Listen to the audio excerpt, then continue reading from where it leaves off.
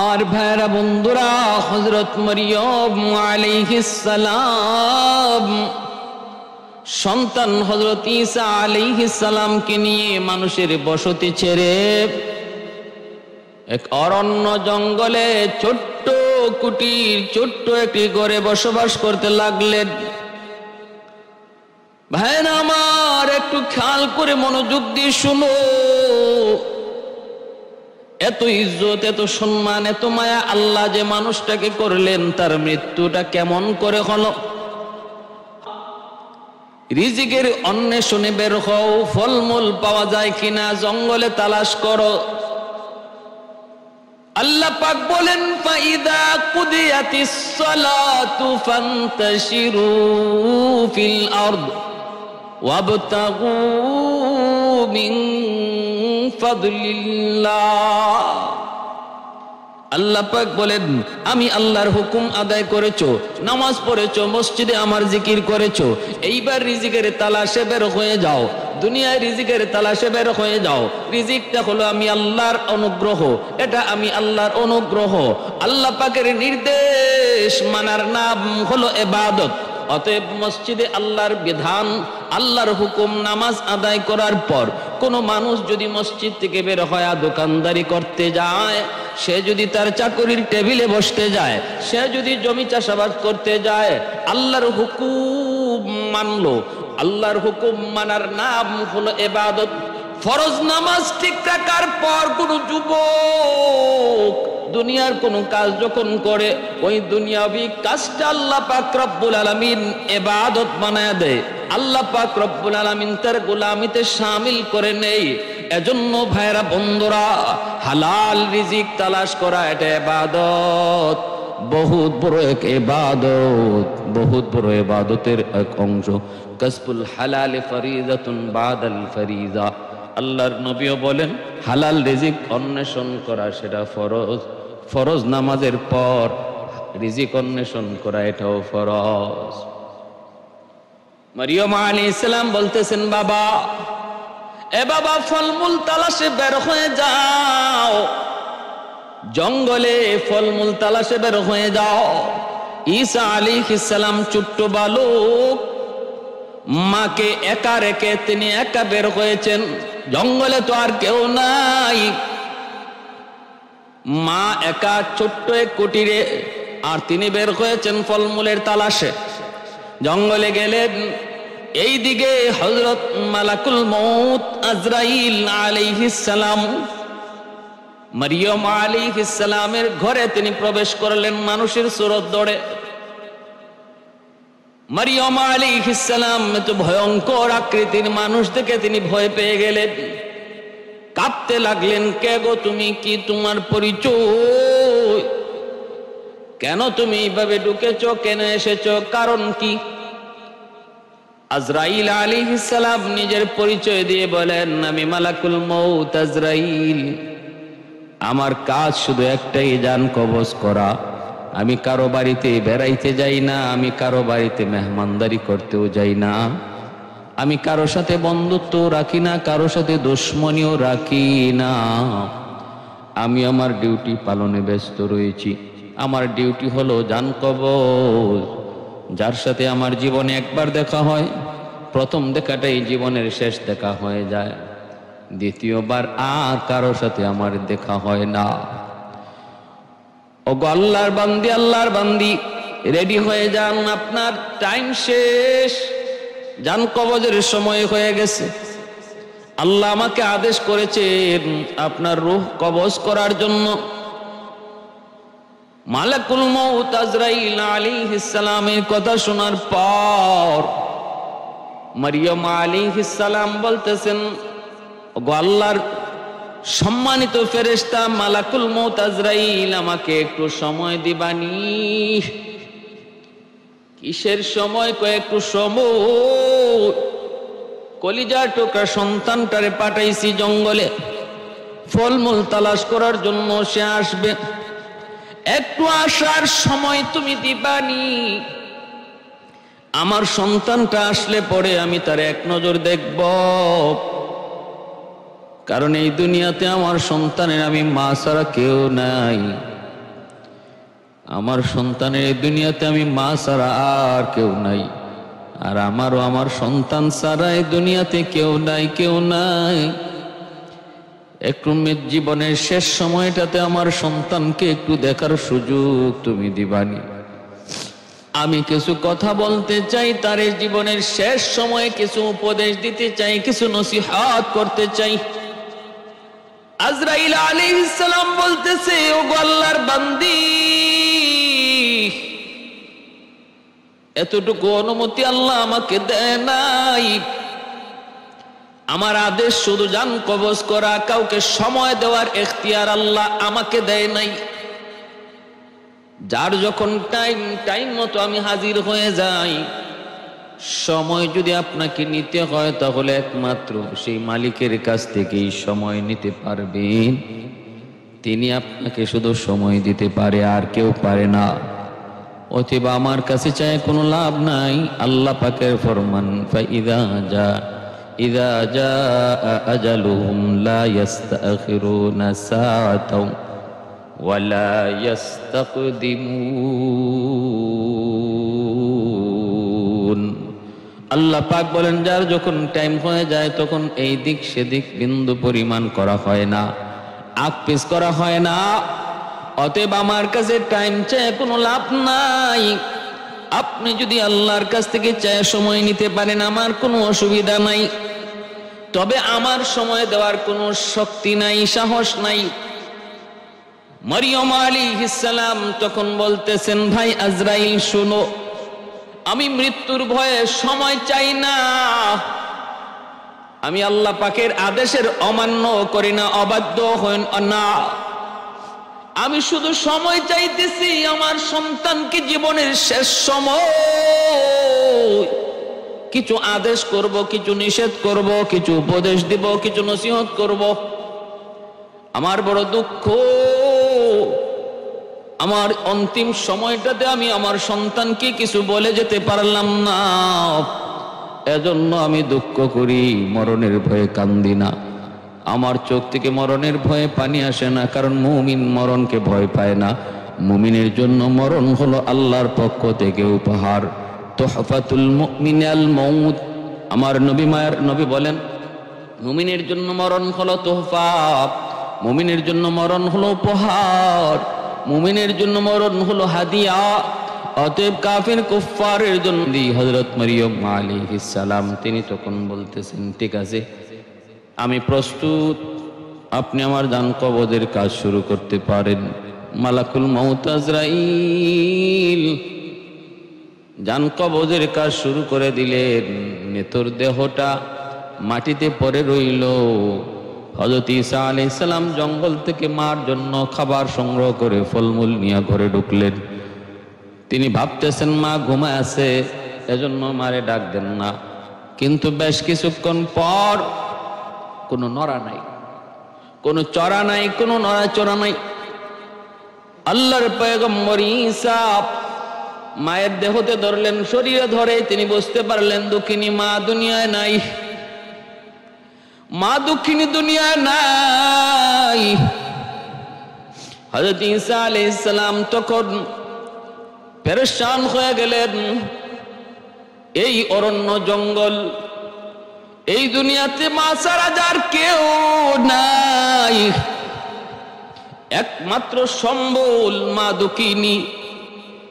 মা চলে গেলেন, ঈসা আলাইহিস সালাম বালক পেরেশান, কাঁদতে লাগলেন। ঈসা আলাইহিস সালামের কান্না দেখে জঙ্গলের পশু পাখিরা পর্যন্ত কান্না শুরু করে দেয়। বাঘ কান্দে, হরিণ কান্দে, সাপে কান্দে, জঙ্গলের পাখিরা পর্যন্ত কান্নার রোল। ছোট্ট বালকের করুণ কান্না, ফুফায়া ফুফায়া কান্না, প্রতিটা প্রাণীর অন্তরের মধ্যে আঘাত করলো। ঈসা আলাইহিস সালাম কান্দেন আর বলেন, মালিক, আমি এখন কার সাথে ঘুমাবো, কার কুলে ঘুমাবো, কে আমারে খাওয়াবে, কে গোসল করাবে? ওই যে দেখেন মালিক, সূর্য লাল হয়ে গেছে, কিছুক্ষণ পরে সূর্য ডুবে যাবে। অন্ধকার নেমে আসবে। এই দুনিয়াতে আমার কোনো ভাই নাই, কোনো বোন নাই, আমার বাবা নাই। আল্লাহ তুমি আমাকে বাবা ছাড়া জন্ম দিয়েছো, একমাত্র ঠিকানা আমার মা। এই অন্ধকারে আমি কার কোলে ঘুমাবো, কার গলায় জড়িয়ে ধরে আমি ঘুমাবো? এই বলে আল্লাহর পয়গম্বর হযরত ঈসা আলাইহিস সালাম কান্দেন। এই ফুফায় ফুফায় কান্নায় পশু পাখিরা পর্যন্ত কান্না করে। ভাইরা, এই দুনিয়াতে যার মা মারা গেছে সে জানে মা হারানোর ব্যথা কত কষ্টের। আমার মতো কত যুবক, আমার মতো কত যুবক না জানি এমন ঘরে যায় সবাইকে পায়, দুঃখিনী মারে পায় না। সবাইকে ডাক দেয়, মা কয়ে ডাক দিতে পারে না। এমন যুবক, তার কলিজার ব্যথা শুধু সেই বুঝে, আর আল্লাহ বুঝে, আর কেউ জানে না। এজন্য রে যুবক, মা দুনিয়ায় থাকতে মায়ের কদর করো, দুনিয়ায় বাবা থাকতে বাবার কদর করো। যেই দিন এই বাপ মা চলে যাবে ওই দিন বুঝবা কত বড় নিয়ামত তোমার হাতছাড়া হয়েছে। মা যদি অসুস্থ অবস্থায় বিছানায় তাকে মনে করবা তোমার মাথার উপরে বহুত বড় বট গাছের ছায়া, তোমার মাথার উপরে রহমতের ছায়া। বাবা যদি অসুস্থ অবস্থায়ও থাকে তবুও তোমার মাথার উপরে রহমতের ছায়াটা এখনো আছে। যেদিন ওই বিছানা খালি হয়ে যাবে মাথার উপরে রহমতের ছায়াটাও চলে যাবে। এ যুবক, ঈসা আলাইহিস সালাম তিনি কান্না করেন, কান্দেন। তারপরে মায়ের কাফন দাফনের জন্য তিনি কি করবেন? ছোট্ট বালক, মানুষজন নাই, জঙ্গলে কেউ নাই, বের হয়েছেন কোন লোকজনের তালাশ তিনি পান কিনা, কোনো মানুষের সন্ধান মিলে কিনা। সামনের দিকে আগাইতে আগাইতে তিনি পেয়ে গেলেন কিছু মানুষ আসতেছে। ওদেরকে পাইয়েই তিনি ডাক দিয়া বলতেছেন, ভাইজান আপনারা একটু আমাকে সহযোগিতা করবেন। চেহারাটা তাদের বড় সুন্দর, বড় সুন্দর। আমাকে একটু সহযোগিতা করবেন বলে কি, আমার মা ইন্তেকাল করেছেন, মার কাফন দাফন করা লাগবে, একটু সহযোগিতা চাই। ওই লোকজন বলতেছেন, ঈসা আল্লাহর বান্দা, আল্লাহর পয়গম্বর, আপনি টেনশন করবেন না, আমরা মানুষ নই, আমরা মানুষরূপী ফেরেশতা। আল্লাহ আমাদেরকে পাঠাইছেন আপনার মায়ের কাফন দাফনের কাজে সহযোগিতা করার জন্য। সুবহানাল্লাহ। আল্লাহর বান্দা মানুষের বেশে ফেরেশতারা তারা হাজির হয়েছেন জানাজা পড়ার জন্য, কাফন দাফনের জন্য। ঈসা আলাইহিস সালাম তাদেরকে নিয়ে আসলেন, মার কাফন দাফনের কাজ শেষ করে জানাজা পড়ে আমাকে দাফন করলেন। এরপরে আল্লাহর পয়গম্বর ঈসা আলাইহিস সালাম তিনি চলে যাবেন। এর আগে আল্লাহর কাছে আবদার করেন, মালিক তুমি তো আমাকে একটা মুআজিজা দিয়েছো, জন্ম অন্ধকে ভালো করতে পারি, মৃত মানুষকে জিন্দা করতে পারি। আল্লাহ তুমি যদি আমাকে মৃত মানুষ জীবিত করার মতো শক্তি আর মুআজিজা তুমি আমাকে দিয়ে থাকো তোমার নির্দেশে, আল্লাহ আমি আমার মাকে মৃত্যুর আগে জীবিত অবস্থায় যে শেষ সময়টাতে মাকে পাই নাই, মাও আমারে দেখতে পারেন নাই। আল্লাহ তুমি যদি আমাকে অনুমতি দাও, আমি আমার মাকে একটু জীবিত করতে চাই, একবার জীবিত করে মার সাথে একটু কথা বলতে চাই। আল্লাহ অনুমতি দিবানি?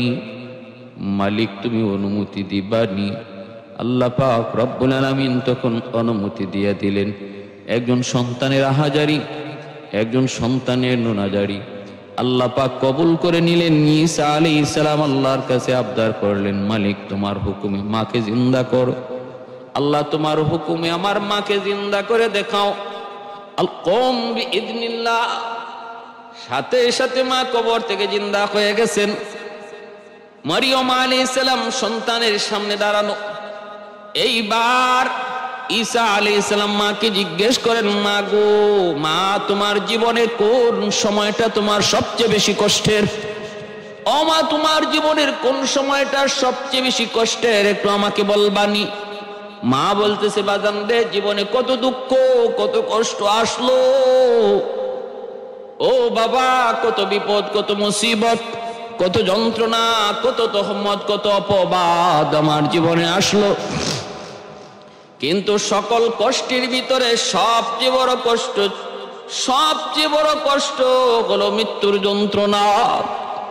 আমার অতীত জীবনের সমস্ত কষ্ট ফেল হয়ে গেছে মরণের কষ্টের সামনে, মৃত্যুর যন্ত্রণার সামনে রে বাজান। মরণের যন্ত্রণা বড় কষ্টের, এত কষ্ট আমার জীবনে আর কোথাও হয় নাই, মৃত্যুর সময় এই কষ্ট হয়েছে। এতটুকু জানার পর আল্লাহর পয়গম্বর আবার মাকে বললেন, মা গো তুমি কি আবার কবরে চলে যেতে চাও? মা যেতে চাইলেন, তিনি আবার চলে গেলেন। ভাইরা বন্ধুরা, এজন্য বলতেছিলাম হযরত মারিয়াম আলাইহিস সালাম তিনি জীবনে কত কষ্ট, কত মুসিবত, কত তহমত, কত অপবাদ। ভাইরা বন্ধুরা, এত বড় আল্লাহর একজন নেককার বান্দি, এত বড় পবিত্র একজন নারী, আল্লাহ কোরআনের মধ্যে যার নামে একখান সূরার নামকরণ করেছেন সূরা মারিয়াম, এত দামি, এত সম্মানী কোরআনের ভিতরে কোনো মহিলার নাম আল্লাহ নেন নাই। শুধুমাত্র মরিয়ম আলাইহিস সালামের নাম একবার দুইবার নয়, অসংখ্য বার আল্লাহ কোরআনে নিয়েছেন।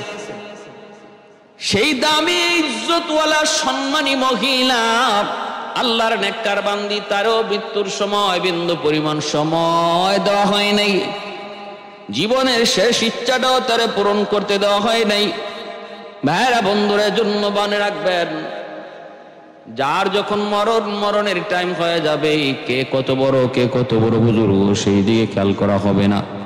মারিয়াম আলাইহিস সালামের মায়ের নাম ছিল হান্না, বাবার নাম ছিল ইমরান।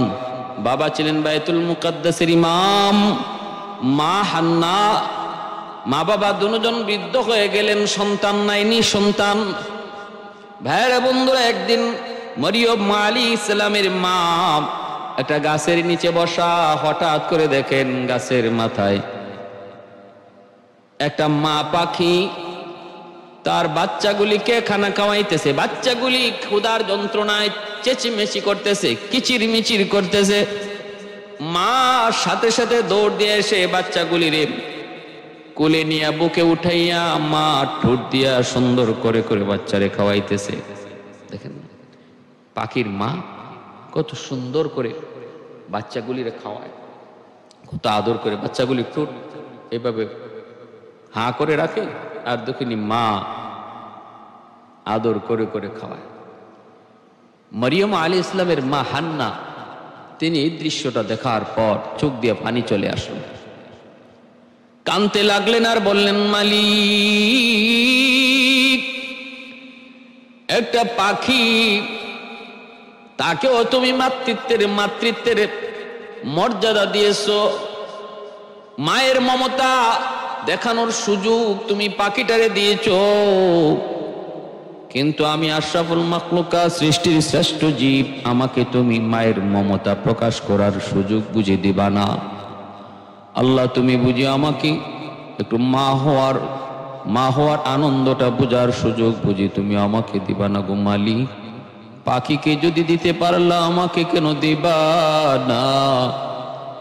এই বইলা যখন তিনি চোখের পানি জড়ায় হাত উঠে কান্দেন, আল্লাহর দরবারে তার চোখের পানিটা, এই পাখিটার উসিলায় আল্লাহর দরবারে দোয়াটা আল্লাহ কবুল করে নিয়েছেন। এমনকি বাইতুল মুকাদ্দাসে যাইয়াও স্বামী স্ত্রী দুজন আল্লাহর কাছে কান্দেন সন্তানের জন্য। রব্বুল আলামিন কবুল করে নিছেন। রব্বুল আলামিন বৃদ্ধ বয়সে তাদেরকে সন্তান দিলেন। আর মা ওসিয়ত করলেন, মা একটা মান্নত করলেন, বাবাও মান্নত করলেন, মালিক, আমাদেরকে তুমি যদি একটা সন্তান দাও, আমরা তোমার ঘর বাইতুল মুকাদ্দাসের জন্য তারে খাদেম বানায় দিব। আল্লাহ, তারে বাইতুল মুকাদ্দাসের জন্য আমরা উৎসর্গ করব, সারা জীবন সে তোমার ঘরের খাদেম হিসাবে থাকবে মালিক। এতটুকু মান্নত তিনি করলেন, আল্লাহ সন্তান দিলেন। এইবার স্বামী স্ত্রী দুজনের মনের ভিতরে টেনশন, যদি আল্লাহ ছেলে সন্তান দেয় তাহলে তো মান্নত পুরা করা যায়, আর যদি মেয়ে সন্তান হয় তাহলে তো মান্নত পুরা করা যায় না। কিন্তু আল্লাহ পাক মেয়ে সন্তানকে কবুল করে নিলেন। সন্তান যখন ভূমিষ্ঠ হলো, মেয়ে সন্তান, স্বামী স্ত্রী তারা দুজন খুশি, কিন্তু মান্যতের কথা মনে পড়লে মন বেজার হয়ে যায়। আমরা তো মান্যত করেছি বাইতুল মুকাদ্দাসের জন্য উৎসর্গ করব, কিন্তু মেয়ে সন্তান কেমন করে করব, কেমন করে করব? আল্লাহ পাকের কাছে আবদার করেন, মালিক ও মালিক, কেমন করে কিভাবে করব? রব্বুল আলামিন তখন বলেন, লাইসা যাকারু কাল উনসা, ও মারিয়াম, ও হান্না, ও ইমরান, তোমরা ভাবতেছো মেয়েটাকে কেমন করে বাইতুল মুকাদ্দাসের খাদেম বানাবি। আমি আল্লাহ বলতেছি এত সাধারণ কোন মেয়ে নয়, হাজারো পুরুষের চেয়ে এই মেয়ে আমি আল্লাহর কাছে অনেক দামি, অনেক দামি। এই কথা আল্লাহ জানাইছেন, পরে স্বামী স্ত্রী তারা দুজন খুশি হয়ে গেলেন। আল্লাহ বলেন, মান্নত পুরা করো, মান্নত পুরা করো, বাইতুল মুকাদ্দাসের জন্য উৎসর্গ করো। ভাইরা বন্ধুরা, মারিয়ম আলাইহিস সালামের মা হান্না বাইতুল মুকাদ্দাসে নিয়ে আসলেন, দুধের বাচ্চাটারে নিয়ে আসলেন। এইবার বাইতুল মুকাদ্দাসে ভাইরা বন্ধুরা যখন তিনি নিয়ে আসছেন, মরিয়ম আলাইহিস সালাম জন্মের আগে তার বাবা ইমরান মারা গেলেন। জন্মের আগে কিন্তু বাবা ইমরান মারা গেছেন। তিনি ছিলেন বাইতুল মুকাদ্দাসের ইমাম। মরিয়ম আলাইহিস সালামের বাবা ইমরান। এখন বাইতুল মুকাদ্দাসের মোতাওয়াল্লি হযরত জাকারিয়া আলাইহিস সালাম। আর ঘটনাটি হযরত জাকারিয়া আলাইহিস সালামের জামানার ঘটনা। তিনি আল্লাহর বহুত বড় একজন পয়গম্বর জাকারিয়া আলাইহিস সালাম। বাইতুল মুকাদ্দাসে মান্নত অনুযায়ী মেয়ে সন্তান মরিয়মকে নিয়ে আসলেন। মা আল্লাহ যখন জানাইলেন এই মেয়ে সাধারণ কোনো মেয়ে নয়, মা খুশি হয়ে নাম রাখলেন মরিয়ম। আর আল্লাহর কাছে যাবতীয় শয়তানের শয়তানি থেকে তার ব্যাপারে আল্লাহর কাছে তিনি আশ্রয় চাইলেন। মা এইবার এই ছোট্ট বাচ্চা মরিয়মের তত্ত্বাবধান কারা করবে, কে করবে, এ নিয়ে একরকম মতভেদ হয়ে গেল। জাকারিয়া আলাইহিস সালাম ছিলেন মরিয়ম আলাইহিস সালামের খালু। মরিয়ম আলাইহিস সালামের আপন খালু ছিলেন জাকারিয়া আলাইহিস সালাম। তিনি বাইতুল মুকাদ্দাসের মুতাওয়াল্লি। তখন মুতাওয়াল্লি আরো কয়েকজন ছিলেন। সাবেক ইমাম, সম্মানিত ইমাম ছিলেন মরিয়ম আলাইহিস সালামের বাবা ইমরান। এই ইমাম সাহেবের মেয়ে ওনার তত্ত্বাবধান করবে, ওনার দেখশন করবে। এটা অনেক সৌভাগ্যের বিষয়, অনেক বড় গৌরবের বিষয়, অনেক বড় নেকির বিষয়। এটা ভেবে প্রত্যেকেই এই দায়িত্বটা নিতে চাইলেন। মরিয়ম আলাইহিস সালামের তত্ত্বাবধায়ক সবাই হতে চাইলেন, গার্ডিয়ান সবাই হতে চাইলেন। জাকারিয়া আলাইহিস সালাম বলতেছেন, আমি বেশি হকদার, কারণ আমি তার খালু, আমার ঘরে তার আপন খালা, আমার বিবি তার আপন খালা, অতএব আমি বেশি হকদার। আরেকজন বলতেছে, না, আমিও এই মহা দায়িত্ব, গুরু দায়িত্ব আমিও ছাড়া করব না, আমার মন চায় আমি এই দায়িত্ব নিব। শেষ পর্যন্ত লটারি দেওয়া হলো। শেষ পর্যন্ত কি দেওয়া হলো? লটারি দেওয়া হলো। কে এই ছোট্ট শিশু মরিয়মের দেখশন করবে? লটারিটা কেমন করে হলো? লৌহ কলম, লৌহ কলম। কলমটা হলো লোহার কলম। এই লোহার কলম প্রত্যেকের হাতে, প্রত্যেকের নামে, যার যার নামে আলাদা আলাদা লৌহ কলম। এই লৌহ কলম তারা পানিতে ফালাবেন। যার কলমটা পানিতে ডুববে না, ভেসে থাকবে, সেই লটারিতে জিতে যাবে। আরেকটা হলো পানির স্রোত, যেই দিকে যাচ্ছে কলমটা স্রোতের তালে তালে যাবে না, যার কলমটা স্রোতের উল্টা দিকে চলবে তার সে লটারিতে জিতে যাবে। সবাই যার যার লৌহ কলম পানিতে ফালাইলেন, স্রোতের তালে ফালাইলেন, সবারটাই ডুবে গেল, স্রোতের তালে তালে চলল। একমাত্র হযরত জাকারিয়া আলাইহিস সালামের লৌহ কলম পানিতে ডুবলো না, স্রোতের তালে তালে চললো না, বরং স্রোতের উল্টা দিকে চলতে লাগলো। এটা আল্লাহ পাকের কুদরত, আল্লাহ পাকের শক্তি। আল্লাহ চাইলে সব পারেন, আল্লাহ পাক চাইলে সব পারেন। আল্লাহ পাকের শক্তির নিদর্শন। কাদের কুদরত দারি হরচে খাহি আকুনি কাদের কুদরত দারি হরচে খাহি আকুনি মুর্দা রাজা হাম তো বখশি জিন্দা রাবে জাকুনি মুর্দা রাজা হাম তো বখশি জিন্দা রাবে জাকুনি কাদের কুদরত দারি বরকামাল আনতা রাব্বি আনতা হাসবি যুল জালাল।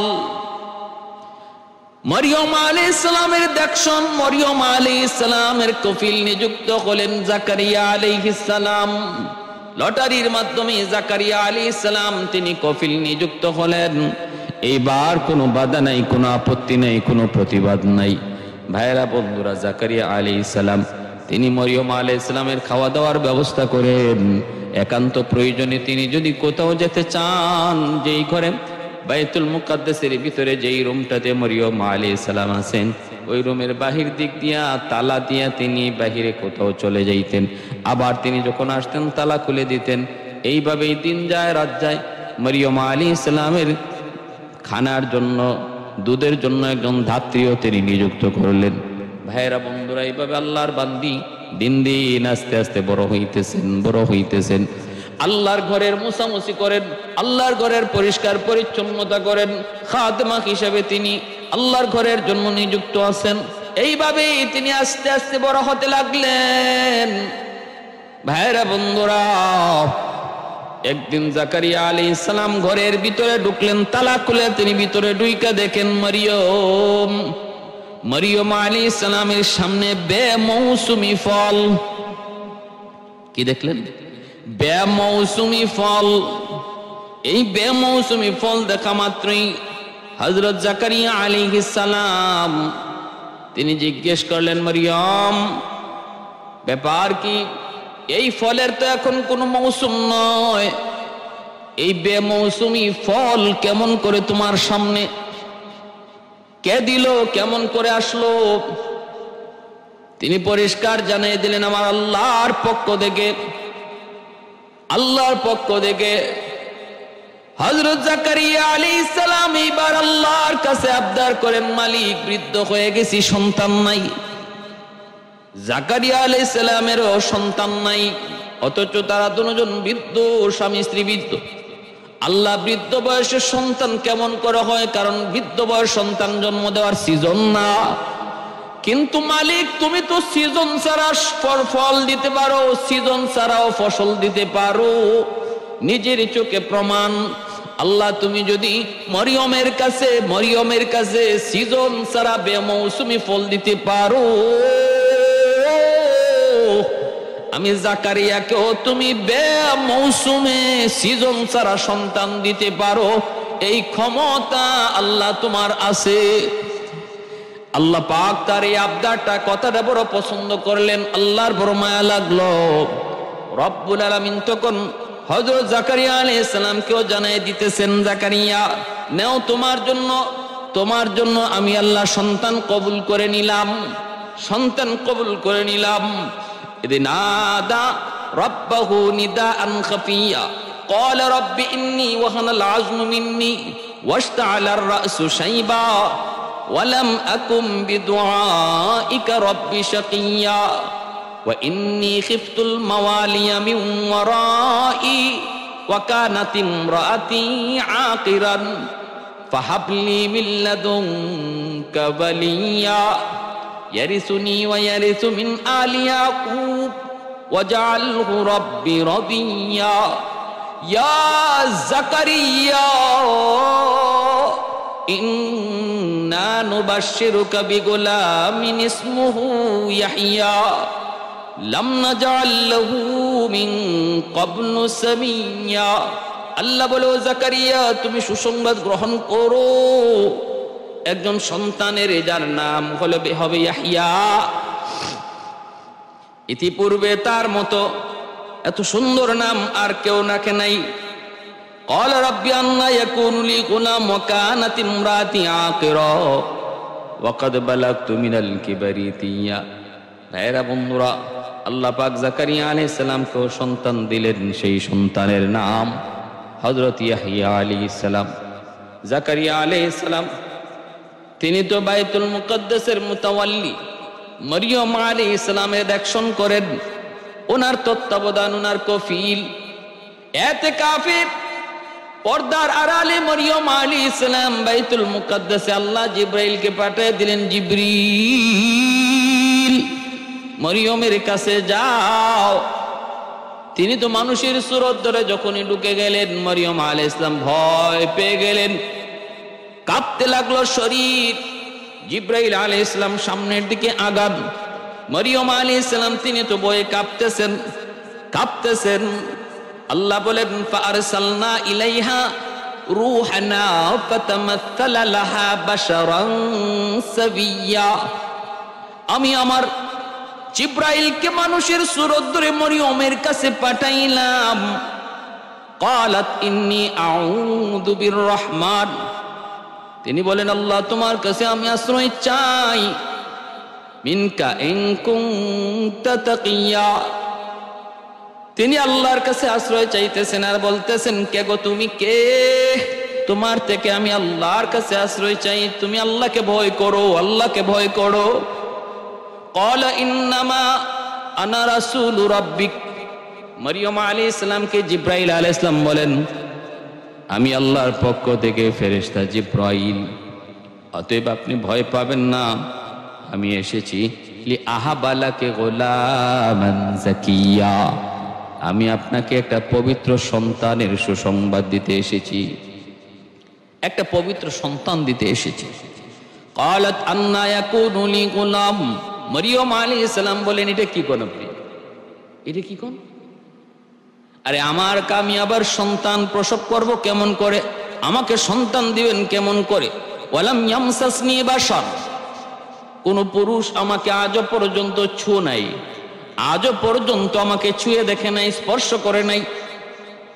ওয়ালাম আকু বাগিয়া, আর আমি খারাপ মহিলাও নই, চরিত্রহীন নই। ক্বালা কাযালিকা, জিবরাইল আলাইহিস সালাম বললেন, এমনিই হবে।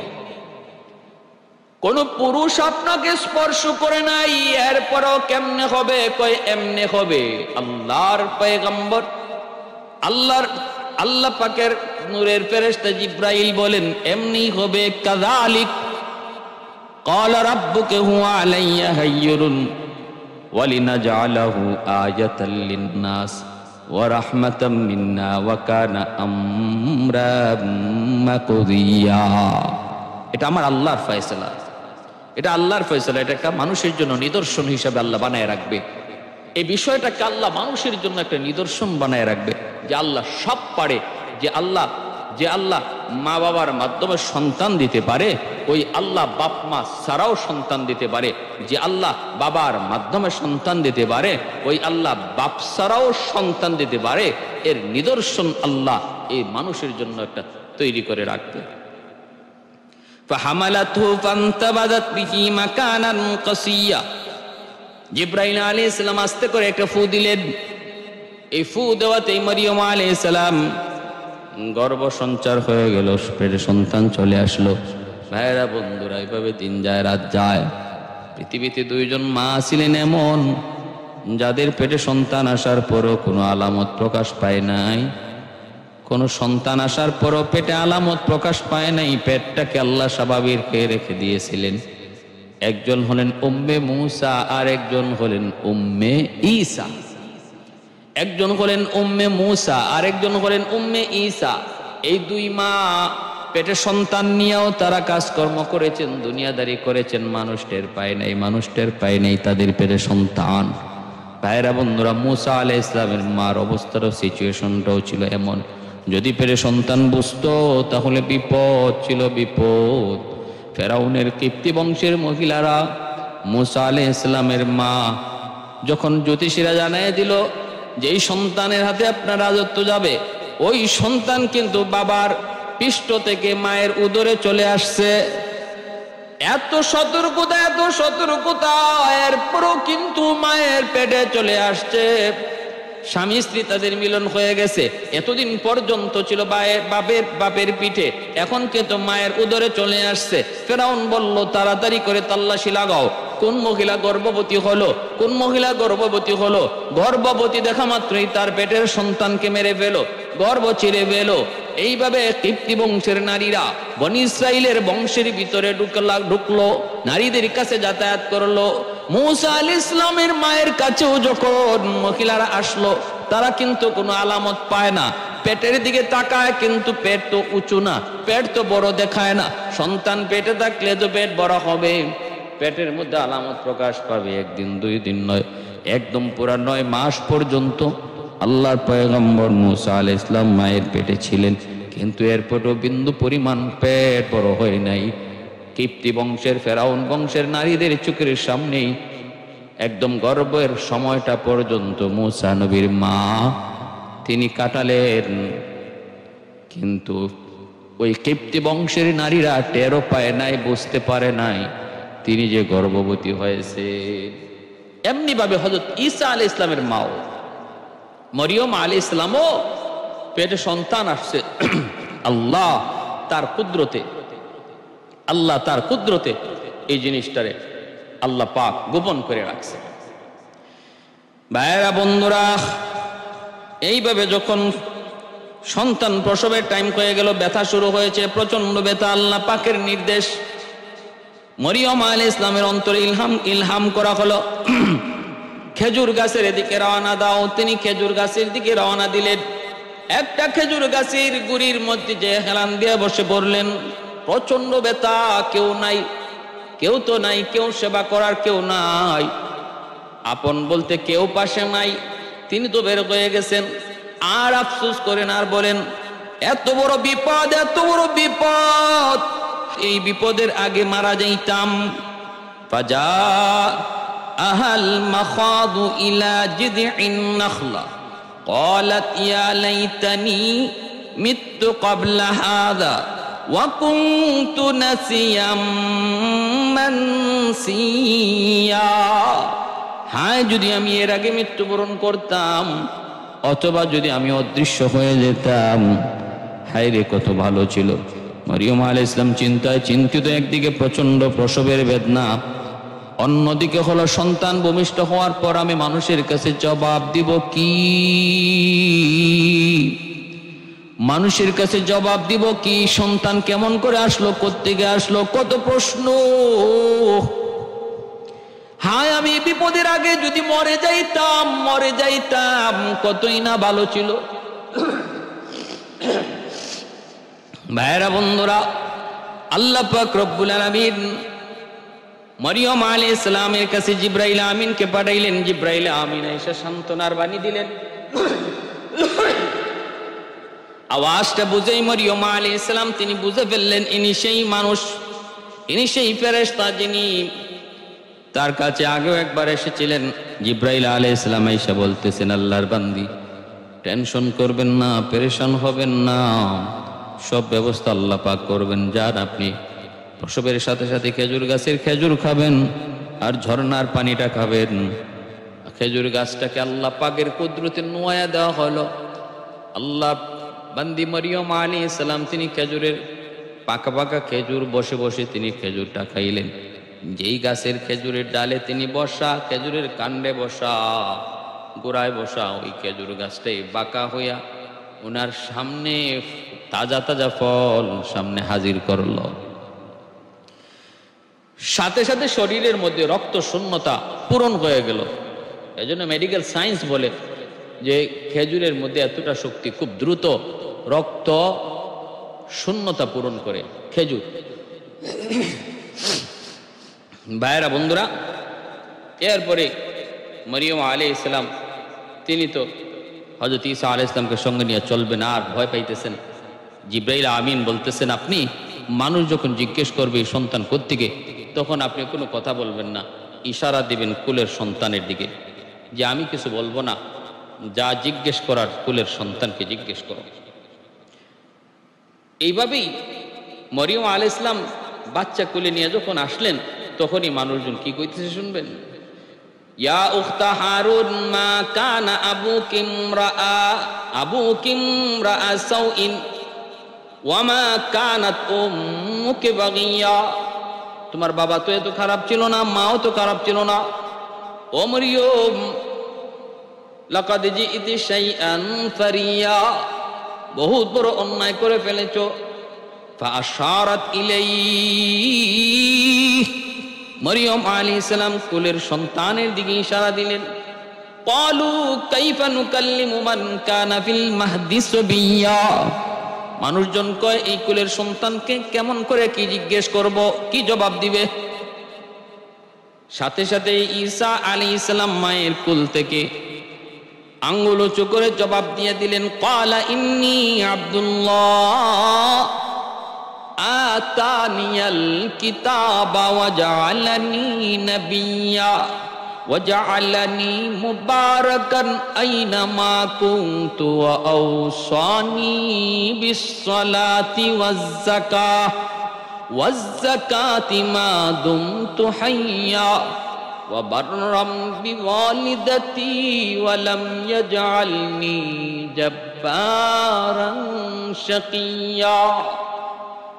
কত সুন্দর কথা! ও আল্লাহর বান্দারা শুনো, আমি আল্লাহর এক গোলাম, আল্লাহ আমাকে কিতাব দিয়েছেন, আল্লাহ আমাকে নবী বানাইছেন।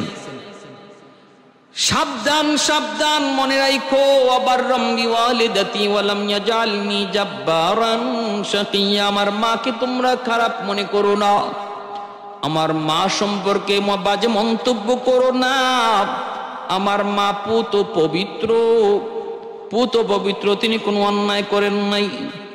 ঈসা আলাইহিস সালামের এই বাণী শোনার পর তখন তারা চুপ হয়ে গেল, নীরব হয়ে গেল। আল্লাহ পাকের নিদর্শন ঈসা আলাইহিস সালামের ভাষণ মায়ের কুল থেকে অবাক করে দিল সবাইকে। দুধের শিশু কেমন করে কথা কয়! আদম হাওয়াকে আল্লাহ পাক যেইভাবে মা সারা বাবা সারা বানাইলেন আল্লাহর নিদর্শন, এমনি ভাবে আমি ঈসাকে আল্লাহ বাবা সারা জন্ম দিলেন, এটা আল্লাহর কুদরত, আল্লাহর নিদর্শন। ভাইরা বন্ধুরা, এরপরে একে একে হযরত ঈসা আলাইহিস সালাম তিনি বড় হলেন, মানুষকে দাওয়াত দিলেন। শহরের মানুষগুলি তার দাওয়াত কবুল করে না, এরা মুসা আলাইহিস সালামের ধর্মের অনুসারী। ইহুদিরা শহরের মানুষগুলা মানে নাইনি, ব্যথা পেয়ে দাওয়াতের কাজ নিয়ে চলে গেলেন। ভাইরা বন্ধুরা, এর ভিতরে মা ইন্তেকাল করেন, মরিয়ম আলাইহিস সালাম। তিনি চলে গেলেন গ্রাম অঞ্চলে। ওই গ্রাম অঞ্চলে যায় তিনি দেখেন মানুষজন কাপড় ধোয়। তিনি বললেন, তোমরা তো সাবান দিয়ে কাপড় ধোও, কিন্তু নিজের কলব ধুইবা কি দিয়া? মানুষজনকে কি দিয়া? কয় কালেমা দিয়া, লা ইলাহা ইল্লাল্লাহ। কিছু মানুষ কালেমা পড়ল, গেলেন তিনি নদীর কিনারায়, ওই মাছ জেলেদের কাছে, তারা বলতেছে আমরা কালেমা পড়বো, মুসলমান হব, কিন্তু তুমি যে আল্লাহর নবী, প্রমাণ কি? তিনি বলেন, মাটি দ্বারা আমি পাখি বানাবো, ফু দিব, পাখি উড়ে যাবে। জন্ম অন্ধ কুষ্ঠ রোগীকে আমি হাত দিয়ে ছুঁইব, ভালো হয়ে যাবে। মৃত মানুষকে আল্লাহর হুকুমে জিন্দা করব। শুধু তা নয়, তোমরা ঘরে কে কি খাইয়া আইছো, ঘরে তোমরা কে কি খেয়ে এসেছো আমি বলে দিব। সুবহানাল্লাহ। ওরা কয় কও কি তুমি? বলে হ্যাঁ। আসমান থেকে খানা আনতে পারবা? কই পারবো ইনশাআল্লাহ, তোমরা যদি ঈমান আনো। বলে হ্যাঁ আমরা ঈমান আনবো। খানচা ভরা খানা আকাশ থেকে আল্লাহ নাজিল করলেন, ভাজা একটা বিরাট বড় মাছ, খানচা ভরা বিরাট বড় মাছ সামনে হাজির। এইবার দেখা যায় ওই ইহুদিরা খানা খায় না, কয় না, মনে করে এটা জাদু। তিনি বললেন, তোমরা দেখছো তোমাদের চোখের সামনে আমি আল্লাহর কাছে আবদার করলাম, তা জাদু বলতেছো বলে মনে হয় জাদু, খাওয়া যাবে না। তবে তুমি যদি মাছটারে আবার জিন্দা করতে পারো তাহলে আমরা বুঝবো এটা জাদু নয়, আল্লাহর কুদরত, আল্লাহর কুদরত। তিনি বললেন, আমি জিন্দা করতে পারি, কিন্তু যদি কোনো অঘটন ঘটে যায় এজন্য আমি দায়ী না। কয় না, কোনো সমস্যা নাই।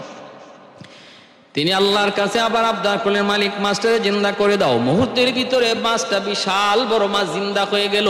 এমন এক লাফ দিল, বনি ইসরাইলের ওই ইহুদিরা যারা কাছে ছিল ওদের ভিতরে 70 জন জায়গার মধ্যেই মাছের আঘাতে মরে গেল। অসংখ্য অগণিত এই ইহুদি তারা আহত হয়ে জমিনে পড়ে গেল। ভাইরা বন্ধুরা, ঈসা আলাইহিস সালাম এইবার বলতেছেন, আমি বললাম না অঘটন ঘটলে আমি দায়ী না, আমি দায়ী না।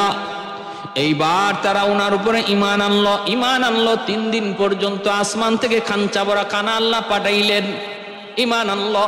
ঈসা আলাইহিস সালাম এইবার বলতেছেন, দেখো এখন থেকে পবিত্র সাপ্তাহিক দিন হলো রবিবার দিন। ইহুদিদের কাছে সাপ্তাহিক পবিত্র দিন ছিল শনিবার দিন। ইনি যে দিন থেকে বললেন রবিবার দিন, ওই দিন থেকে ইহুদিদের সাথে ওনার দ্বন্দ্ব শুরু হয়ে গেল। ইহুদিরা কইতেছে, কয় কি রে, ঈসা তো দেখা যায় আমাদের নবী মুসার ধর্মটারে শেষ করে দিবে, শনিবার বাদ দিয়ে রবিবারকে পবিত্র দিন ঘোষণা করেছে। এরপরে আবার ঈসা আলাইহিস সালাম বলতেছে, আমার পরে একজন নবী আসবে যার নাম হবে আহমদ। এই ঘোষণা দেওয়ার পর ইহুদিরা আরো দ্বন্দ্ব বেজে গেল। ইহুদিরা কয়, তাহলে তো ঈসা আমাদের বাপ দাদার ধর্ম রাখবে না, ইহুদি ধর্ম রাখবে না, না ঈসাকে আমরা মানতে পারি না, ওরে খতম করে দাও, হত্যা করে ফেলো। ইহুদিরা চক্রান্ত করলো ঈসা আলাইহিস সালামকে হত্যা করে ফেলার জন্য। কিছু মানুষ, গ্রামের যে মানুষগুলো ওনার পক্ষ নিয়েছিল, এরা ছিল ওনার হাওয়ারিয়িন, ঘর ঘেরাও করে ফেললো ইহুদিরা হত্যা করার জন্য। একজন লোককে পাঠাইলো, নেতারে পাঠাইলো ঘরের ভিতরে দেখার জন্য। আর ওই অবস্থায় আল্লাহ পাক জিব্রাইল আমিনকে পাঠাইয়া ঘরের ছাদ ছিদ্র কইরা ঈসা আলাইহিস সালামকে চতুর্থ আকাশে উঠায় নিলেন। আর যেই নেতা ঘরের ভিতরে ঢুকছিল সে ঘরে তালাশ করতে করতে দেরি হয়ে যাচ্ছে। বাহিরে যারা দাঁড়ানো ওরা ভাবতেছে এত দেরি কেন, ভাই বের হয় না কেন। ঘরের ভিতরে ঢুকা মাত্রই দেখে ওদের নেতা নাই, ঈসা আলাইহিস সালাম তিনি আছে, দাঁড়ায় আছে। ঘটনা কি? ঘটনা আল্লাহ পাক ওই নেতার সুরত ঈসা আলাইহিস সালামের সুরত বানায় দিছে। ওই নেতারে ঈসা আলাইহিস সালামের সুরত আল্লাহ বানায় দিছে। যখন তারে পিটা শুরু করছে ঈসা মনে কইরা, তখন নেতা বলতেছে, আরে আমারে তোরা মারিস না, আমি তো অমুক, আমি তো ঈসা না। কয়, আরে বন্নামির শেষ নাই, বন্নামির শেষ নাই। পুরা অবিকল নমুনা আল্লাহ ঈসা আলাইহিস সালামের বানায় দিছে। এজন্য তারা আরো বেশি করে পিটাইলো, পিটাইয়া শুলিতে চড়াইয়া হত্যা করে ফেললো। এজন্য এই খ্রিস্টান ইহুদিরা মনে করে ঈসা আলাইহিস সালামকে তারা হত্যা করে ফেলেছে। আর মুসলমানের বিশ্বাস হলো, আল্লাহর কোরআন বলে ঈসা আলাইহিস সালামকে আল্লাহ পাক আকাশে উঠে এনেছে, ঈসা আলাইহিস সালামকে আকাশে উঠে এনেছে। খ্রিস্টানরা বিভিন্ন মতবাদে বিশ্বাসী। কেউ মনে করে ইনি তাদের সমস্ত পাপের বোঝা মাথায় লইয়া ইনি শহীদ হয়ে গেছে, শুলিতে চড়া উনি মারা গেছে। এখন খ্রিস্টানরা যত অন্যায় করুক, যত অপরাধ করুক, যত মদ খাক, যত গাঞ্জা খাক, যত জিনা ব্যভিচার করুক, তাদের কোনো দোষ নেই, কারণ তাদের সব দোষ মাথায় লইয়া ঈসা আলাইহিস সালাম নিজের কোরবানি দিয়ে দিছে, উৎসর্গ করে দিছে। নাউজুবিল্লাহি মিন যালিক। এই ধরনের চিন্তা হলো খ্রিস্টানদের। আমার ভাইয়েরা বন্ধুরা, এজন্য হযরত ঈসা আলাইহিস সালাম তিনি শেষ সময় আবার আসবেন। আল্লাহ চতুর্থ আকাশে উঠায় নিয়েছেন। দুনিয়ার শেষ সময়টাতে ইমাম মাহদী আলাইহিস সালামের সহযোগিতায়, সাহায্যে তিনি দুনিয়াতে আসবেন দাজ্জালের সাথে যুদ্ধ করার জন্য। হযরত ইমাম মাহদী আলাইহিস সালাম তিনি এরকম ভাবে সিরিয়ার দামেস্কে আসরের নামাজ পড়ানোর জন্য ইমামতি করবেন। আর ইমামের জায়গা দাঁড়াইতে যাবেন, ওই মুহূর্তেই দেখবেন সে মসজিদের সাদা মিনারায় হযরত ঈসা আলাইহিস সালাম তিনি অবতরণ করেছেন। ওনার অপেক্ষায় তিনি আসবেন, ইমাম হওয়ার জন্য আবদার করবেন। ঈসা আলাইহিস সালাম বলবেন, না, আমি তো এখন এসেছি নবী হয়ে না, এসেছি উম্মতে মুহাম্মদী হিসাবে, আর আপনি হলেন আমাদের ইমাম, আপনি ইমামতি করুন। তখন ইমাম মাহদী আলাইহিস সালাম ইমামতি করবেন, ঈসা আলাইহিস সালাম পিছনে তিনি ইক্তেদা করবেন। ঈসা আলাইহিস সালাম দুনিয়ার শেষে তিনি কেন আসবেন তার একটা কাজ বাকি রয়ে গেছে, সেটা হলো মৌত। সেই মৃত্যুর কাজটা বাকি রয়ে গেছে, এই সময়টাতে তিনি আসবেন। আর আমার আপনার নবীর উম্মত হইয়া তিনি এই দাজ্জালের সাথে যুদ্ধ করবেন, ওনার হাতে দাজ্জাল নিহত হবে। হযরত ঈসা আলাইহিস সালামের এতগুলি মুজিজা ছিল, তিনি জিন্দা মানুষকে আল্লাহর হুকুমে মৃত মানুষকে জিন্দা করতেন। পুরাতন কবরের সামনে ইহুদিরা নিয়ে হাজির করছে, কৌত দেখি তুমি যদি মৃতকে জীবিত করতে পারো, এই কবর থেকে জিন্দা করো। তিনি কুম বিইজনিল্লাহ বলা মাত্রই একজন লোক বের হলেন। তিনি কে? হযরত নূহ আলাইহিস সালামের সন্তান শাম। তাকে দেখে সালাম কালাম হলো, তার মাথার চুল সাদা, ভ্রু সাদা। তিনি ডাক দিয়ে বলতেছেন, তুমি কে? বলে, আমি নূহ আলাইহিস সালামের সন্তান শাম। ওই যুগে তো মানুষের চুলদারি পাকতো না, তোমার মৃত্যু হয়েছে চুলদারি কাঁচা অবস্থায়, এখন তোমার চুলদারি সাদা কেন? হযরত শাম বলতেছেন, ওগো আল্লাহর পয়গম্বর ঈসা, আমি যদ্দূর জেনেছি আপনার শেষ জমানায় আপনার আশা হবে কিয়ামতের আগে, কিয়ামতের আগে পৃথিবীতে আপনি আবার আসবেন। ওই আপনি যে ডাক দিছেন আমার মনে হয়েছে যে কিয়ামত বুঝি কাছে গেছে, এই ভয়ে আপনার ডাক ভাবছি এটা কিয়ামতের আগ মুহূর্তে, কারণ আপনি দুনিয়াতে শেষ সময় আসবেন, ওই জন্য কিয়ামত বুঝি শুরু হয়ে গেছে, এই ভয়ে এই টেনশনে আমার মুহূর্তের ভিতরে চুল দাড়ি সাদা হয়ে গেছে। তাহলে এবার বুঝেন হাসরের ময়দানে কিয়ামতের ভয়াবহতাটা কেমন হবে। আমার ভাইরা, এই ছিল হযরতে মরিয়ম আলাইহিস সালামের সংক্ষিপ্ত একটা পরিচিতি, এবং কিভাবে হযরত ঈসা আলাইহিস সালাম দুনিয়া আসলেন, ওনারও বিদায়টা কিভাবে হলো। আল্লাহ পাকের কুদরত, আল্লাহ পাকের নিদর্শন, আল্লাহ পাকের বহুত বড় কুদরত। হ্যাঁ আমার ভাইরা বন্ধুরা, জন্য আল্লাহ আমাদের সবাইকে আল্লাহর সমস্ত কুদরতের উপরে পুরা ইয়াকিন আর বিশ্বাস রেখে বিধিবিধানগুলো ঠিকমতো মান্না নবী পয়গম্বরগণের আদর্শ মতো চলার তৌফিক আল্লাহ আমাদের সবাইকে দান করুন।